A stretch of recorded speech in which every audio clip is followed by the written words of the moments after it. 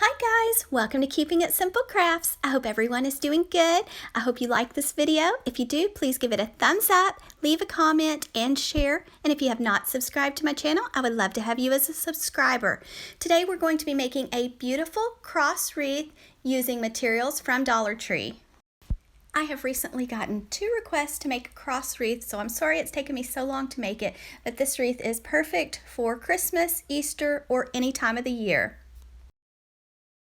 For this wreath, you're going to need one Dollar Tree cross frame.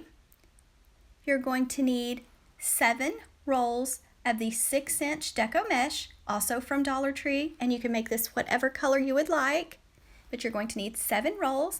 You're going to need some pipe cleaners to match your Deco mesh, and you'll want to cut them in half, and you're going to need some ribbon with wire. Now the ribbon's optional, but I like the addition of ribbon to mine. This is really simple to make. You're going to want to take your mesh and you're going to cut it into strips at 12 inches.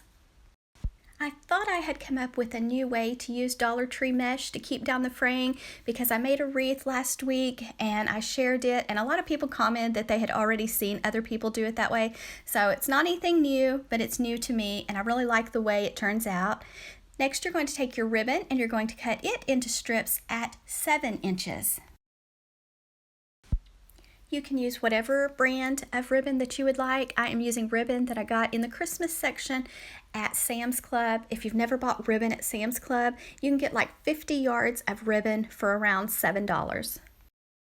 You will want to dovetail each end of your ribbon tails. So you might want to go ahead and cut all of your mesh at 12 inches and all of your ribbon strips at 7 inches.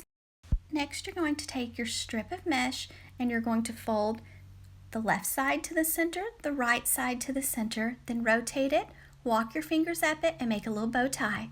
Then you'll want to take a chip clip or clothespin to hold the first little bow tie. Same steps. Fold each end to the center, rotate it, then walk your fingers up the center of the Deco mesh and make a little ruffle or bow tie. Take your first ruffle, add it to your second one. Now we're going to be doing a pattern. Some of the ruffles I will add ribbon to, and some I will not. So just pinch your ribbon in the center, add it to your Deco mesh, take a pipe cleaner that you've cut in half, wrap it around your little bundle, give it one twist, and then you're going to attach it to your wreath form. It's really not necessary to fluff your ribbon right now because you're going to be flipping the wreath back and forth, so it's better to just wait until the end, then fluff and shape your ribbon. Now we're going to the top of the cross wreath form and we're only going to be using the middle 2 wires. So take your pipe cleaner, wrap it around those center 2 wires, go to the back, give those pipe cleaners a few twists.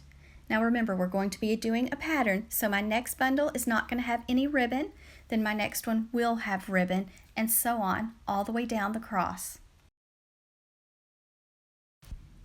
Take a strip of mesh, fold the left side to the center, the right side to the center, then walk your fingers up the center of your mesh, make a little ruffle.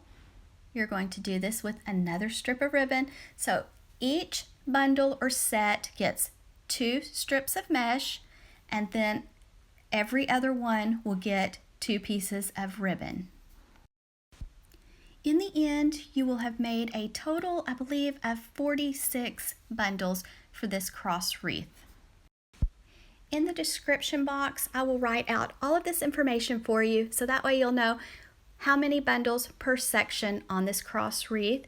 I'm going to play some Christmas music for you because it's almost Christmas and I don't know what time of the year you're watching this, but I hope it's okay if I play some Christmas music for you. But I think this wreath will be perfect for Easter or any time of the year. So I hope you enjoy watching the rest of this DIY. If you like this video, let me know. I would love to hear from you.